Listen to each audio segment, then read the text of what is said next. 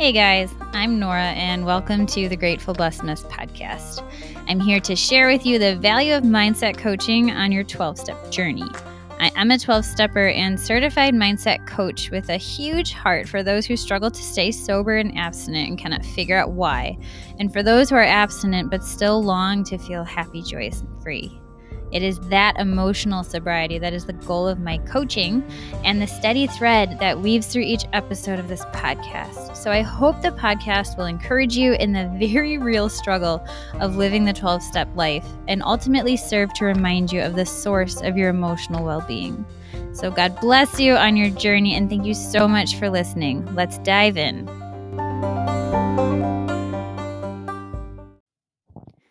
All right, we are reading from March 11th reading on page 69 of The Language of Letting Go by Melody.The. Letting go of confusion. Sometimes the way is not clear. Our minds get clouded, confused.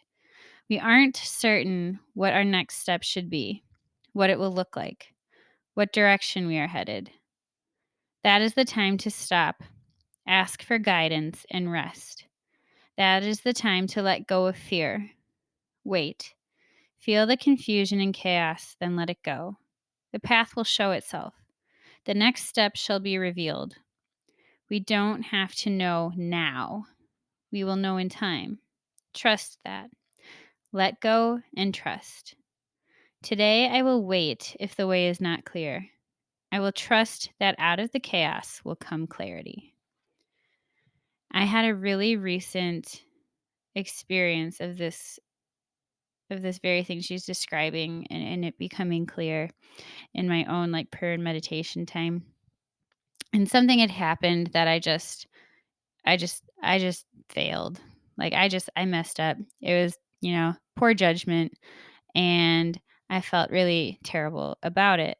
And I had this idea that I was able to uncover the thought that, well, if I don't shame myself about this thing that I did, I'm going to repeat it again. Like that this was the only way to prevent that thing from recurring, and I didn't want it to happen again because the amount of shame and guilt I felt was awful. And when I was trying to get an image of what I was feeling in my mind, I got this very thing, this very clouded, very unclear, just I couldn't see. I couldn't see more than 10 feet ahead of me. And I was asking my higher power to show me where you are because I can't see anything. And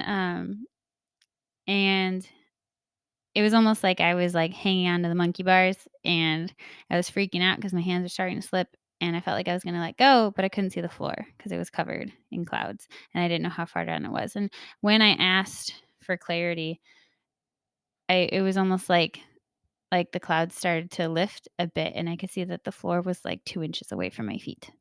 It was right there. And it's weird. It's different to, I'm not giving you the full picture, but the amount of relief and reassurance that I got from that realization, from that gift, was massive. And I think that it was just a matter of waiting, of asking and waiting. And it's not that it's always that quick, but I think that it is somewhat speedy if we're able to take the time to get quiet and to reflect and to ask and to wait in silence. And so just what Melody.The is saying here, we sit and we wait.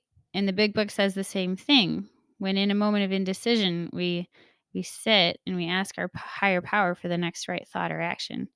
And it's that intuition. That's what the big book describes as the voice of our higher power is the next right thought. The next intuitive thought is the voice of our higher power, and you'll recognize it because it's often out of left field, not where you were thinking the solution would be, or it's just very calm and reassuring and not in a hurry. That's another thing that my sponsor says to me a lot is if it's urgent, chances are it's not important. And if it's important, it isn't urgent. Just telling me that, that's the voice of my disease. Like, it's very anxious and uptight and like pressing, like, do it now, that kind of a thing. I know I've talked about that. And the voice of my higher power is not urgent. It never is. It might be quick. It might be like, here's the answer. And like, boom, there it is. But it doesn't have this fear behind it that is like the fire underneath urgency. And so remember that if there's anything that has this terrifying, pressing, pulling, knotted, urgent feeling to it, that is not your higher power. And you have permission not to act from that place and to slow down and to get quiet and ask your higher power to show you the way. With that, I pass.